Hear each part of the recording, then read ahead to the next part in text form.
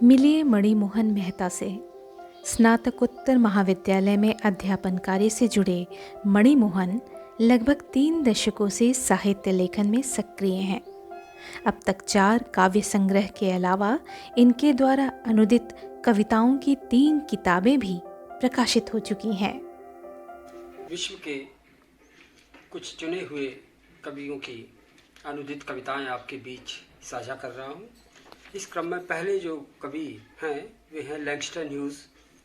1902 में इनका जन्म हुआ था और 1967 में इनका अवसान हुआ। ये एक महत्वपूर्ण अफ्रो अमेरिकन कवि हैं और इनकी कविता में अमेरिका के आम जन और अश्वेत मनुष्य के संघर्ष, वेदना, खुशी, ठहाके और संगीत को महसूस किया जा सकता है।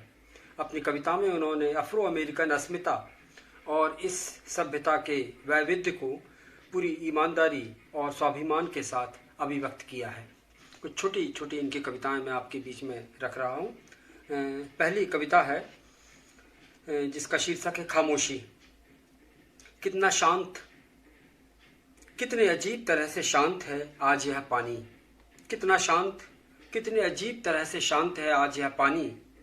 यह ठीक नहीं पानी के लिए, यह ठीक नहीं पानी के लिए इस तरह इतना शांत। दूसरी कविता है एक इनकी जिसका शीर्षक है न्याय। कि न्याय एक अंधी देवी है, एक ऐसी बात जिसे हम अश्वेत खूब समझते हैं। कि न्याय एक अंधी देवी है जिसे हम अश्वेत खूब समझते हैं। उसकी पट्टियाँ छुपाती हैं 2 पके हुए घाव। उसकी पट्टियाँ छुपाती हैं 2 पके हुए घाव जो पहले कभी आंखें थीं, जो पहले कभी आंखें थीं। एक और छोटी सी कविता है ईश्वर। मैं ईश्वर हूँ, एक भी मित्र नहीं। मैं ईश्वर हूँ, एक भी मित्र नहीं। अकेला अपनी पवित्रता से घिरा इस अंतहीन संसार में। मैं ईश्वर हूँ, एक भी मित्र नहीं।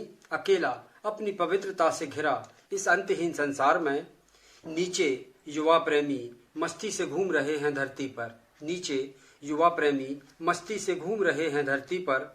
परंतु मैं ईश्वर हूँ, नीचे नहीं उतर सकता। परंतु मैं ईश्वर हूँ, नीचे नहीं उतर सकता।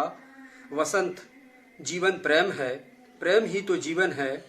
मनुष्य होना बेहतर है ईश्वर से, मनुष्य होना बेहतर है ईश्वर से और अकेला होने से। लेखन के अलावा मणिमोहन छाया चित्रण में भी गहन रुचि रखते हैं। विश्व कविता के इस क्रम में अब प्रस्तुत हैं मारिन सोरेस्क्यू की 2 कविताएं। मारिन सोरेस्क्यू रोमानियन कवि हैं और बहुत अपने समय के बहुत बहुपठित और बहुत लोकप्रिय कवि रहे हैं। उनकी कविता संसार में एक अलग तरह की सादगी है। वे मनुष्य की भाषा में मनुष्य से संवाद करते हैं। जीवन की जटिलताओं को अभिव्यक्त करने के लिए वे भारी भरकम या उदात्त भाषा का प्रयोग नहीं करते। 1936 में जन्मे मारिन सोरेस्क्यू का अवसान 1996 में हुआ था। तो लीजिए प्रस्तुत हैं उनकी 2 कविताएं। पहली कविता है यह रास्ता। मन में कुछ विचार करते हुए हाथों को पीछे बांधे मैं चलता हूँ रेल की पटरियों के बीचों बीच एकदम सीधे रास्ते पर। पूरी गति के साथ ठीक मेरे पीछे आती है ट्रेन जिसे कुछ भी नहीं पता मेरे बारे में। यह ट्रेन कभी नहीं पहुंच पाएगी मुझ तक क्योंकि मैं हमेशा थोड़ा आगे रहूंगा उन चीज़ों से जो सोचती नहीं। यह ट्रेन कभी नहीं पहुंच पाएगी मुझ तक क्योंकि मैं हमेशा थोड़ा आगे रहूंगा उन चीज़ों से जो सोचती नहीं है। फिर भी यह पूरी निर्दयता के साथ गुजर जाती है यदि मेरे ऊपर से, तब भी रहेगा कोई ना कोई हमेशा अपने जहन में ढेर चीज़ें लिए हाथ पीछे बांधे इसके आगे चलने को तैयार। फिर भी यदि यह पूरी निर्दयता के साथ गुजर जाती है मेरे ऊपर से, तब भी रहेगा कोई ना कोई हमेशा अपने जहन में ढेर चीज़ें लिए हाथ पीछे बांधे इसके आगे चलने को तैयार। मेरे जैसा कोई हर वक्त, जबकि यह काला दैत्य भयानक गति से करीब आ रहा है पर कभी भी पकड़ नहीं पाएगा मुझे। दूसरी कविता है उड़ान। एक दिन उठूंगा अपनी डेस्क से और धीरे धीरे दूर चला जाऊंगा अपने शब्दों से, तुमसे और तमाम चीज़ों से। दूर क्षितिज पर देखूंगा एक पहाड़ और चल दूंगा उस तरफ जब तक कि यह पहाड़ पीछे न छूट जाए। फिर पीछा करूंगा एक बादल का, और यह बादल भी पीछे छूट जाएगा, और यह सूर्य भी पीछे छूट जाएगा, और ये तारे और यह पूरा ब्रह्मांड, और यह तारे और यह पूरा ब्रह्मांड।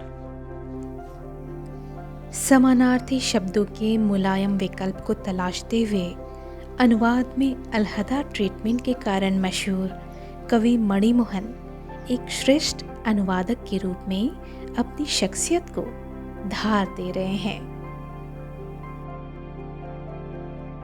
कविताओं के इस क्रम में अब प्रस्तुत है समकालीन तुर्की की कवयित्री मुयसेर एनिया की दो छोटी छोटी कविताएं।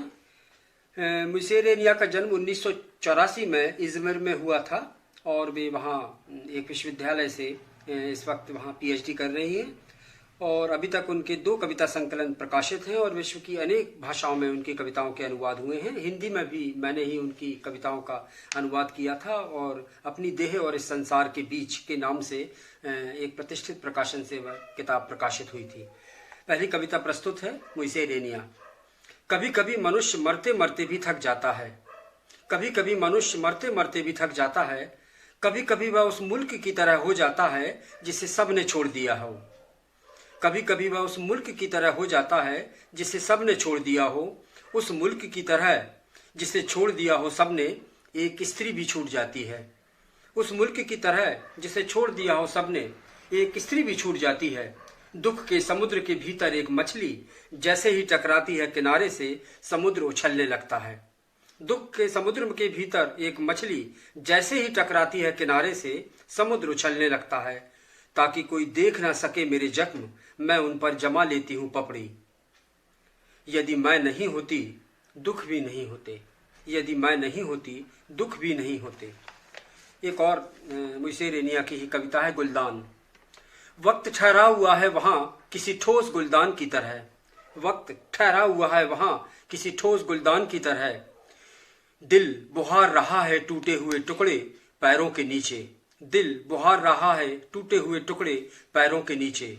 बहुत मुश्किल है समझना आत्मा की पसोपेश और यह दुनिया और यह व्यवस्था, बहुत मुश्किल है समझना आत्मा की पसोपेश और यह दुनिया यह व्यवस्था। हमारे अंदर की ऊब मृत्यु को बढ़ा रही है, हमारे अंदर की ऊब मृत्यु को बढ़ा रही है। एक सीरियाई लड़का बहकर आ चुका है किनारों तक, एक सीरियाई लड़का बहकर आ चुका है किनारों तक।